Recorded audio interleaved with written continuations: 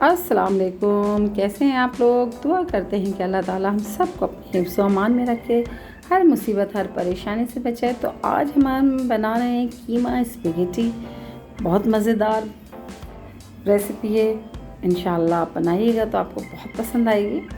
تو اس کے لیے ہم نے لیا تھا اسپیگیٹی کا پیکٹ 1 عدد، لیکن ہم نے اسے بوائل کیا ہے ہاف، کیونکہ مجھے اتنا ہی چاہیے تھا۔ اگر آپ فل بوائل کرنا چاہتے ہیں آپ فل کیجئے۔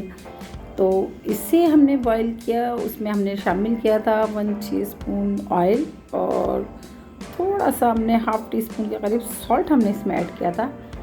تو پھر ہم نے اسے اچھی طرح سے بوائل کر لیا۔ جب یہ بوائل ہو گئی تو ہم نے اسے چھان لیا تاکہ یہ ٹھنڈی ہو جائے، اور اس کے اوپر ہم نے شامل کیا تھا تھوڑا سا پانی، ٹھنڈا پانی ہم نے اس کے اوپر ڈالا تاکہ آپس میں جڑ نہ جائیں۔ تو اس کے بعد ہم نے قیمے کی تیاری کی۔ تو قیمہ ہم نے لیا تھا جناب ½ kg بیف کا قیمہ ہے، آپ کی مرضی، آپ مٹن میں لیں، چکن میں لیں، جس میں آپ پسند کرتے ہیں آپ وہ قیمہ یوز کیجیے۔ تو میں بیف میں بنا رہی ہوں، تو اس کے لیے میں نے لی تھی تقریباً 1 عدد پیاز، میڈیم سائز کی تھی، اسے چاپ کر لیا تھا۔ پھر اس کے بعد میں نے اسے لائٹ براؤن کر لیا۔ گرم مسالہ وغیرہ میں نے کچھ نہیں ایڈ کیا اس میں، تو سمپلی میں نے اس میں پیاز ڈال کے اسے براؤن کیا۔ پھر میں نے قیمہ ڈالا، اس میں لہسن ادرک ڈالا 1 ٹیبل اسپون۔ پھر میں نے اس میں چند مسالے شامل کیے، ½ ٹی اسپون ہلدی، 1 ٹیبل اسپون کٹی ہوئی لال مرچ، 1 ٹی اسپون پسا ہوا دھنیا، سالٹ ہم نے اس میں ایڈ کر دیا تھا 1 ٹی اسپون، وہ ہم نے اس میں شامل کر دیا تھا۔ اچھا، آئل میں نے اس میں شامل کیا تھا تقریباً 4 سے 5 کھانے کے چمچ، آئل زیادہ نہیں جائے گا، تو وہ میں نے اس میں شامل کر دیا تھا۔ پھر اسے اچھی طرح سے بھون لیا۔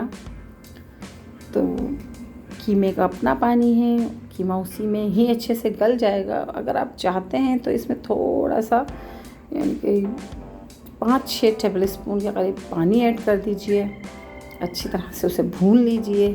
پھر اس میں نے شامل کر دیا تھا 1 ٹماٹر بڑے سائز کا، اور 3 سے 4 عدد تقریباً گرین چلی تھی، وہ میں نے اس میں شامل کر دی، اور پھر اسے اچھی طرح سے ہم نے مکس کیا۔ اور کالی مرچ تھی 1 ٹیبل اسپون، وہ میں نے اس میں شامل کی۔ کٹی ہوئی مرچ میں نے اس میں 1 ٹیبل اسپون شامل کی تھی، اور کالی مرچ میں نے اس میں شامل کیا 1 ٹی اسپون، تو وہ میں نے اس میں شامل کر دی تھی۔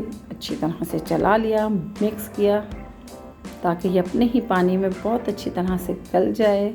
تو پھر ہم اسے چھوڑ دیں گے تقریباً 10 سے 15 منٹ کے لیے۔ تو 15 منٹ کے بعد جب ہم اسے چیک کیا تو تقریباً ہمارا قیمہ تیار تھا۔ تو یہ قیمہ آپ پراٹھوں کے ساتھ بھی کھا سکتے ہیں، چپاتی کے ساتھ بھی کھا سکتے ہیں، آپ کو یقیناً بہت پسند آئے گا، کیونکہ ویسے ہی مزیدار تھا بہت۔ تو اسپائسز آپ اپنے حساب سے ڈالیں جتنا آپ پسند کرتے ہیں۔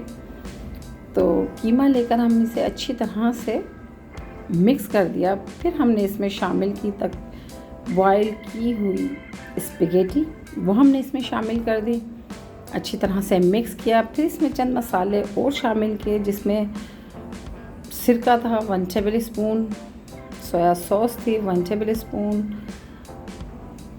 چلی سوس تھی 1 ٹی اسپون یا 1 ٹیبل اسپون، اپنے ذائقے کے حساب سے آپ جتنا دل چاہے ڈالیں۔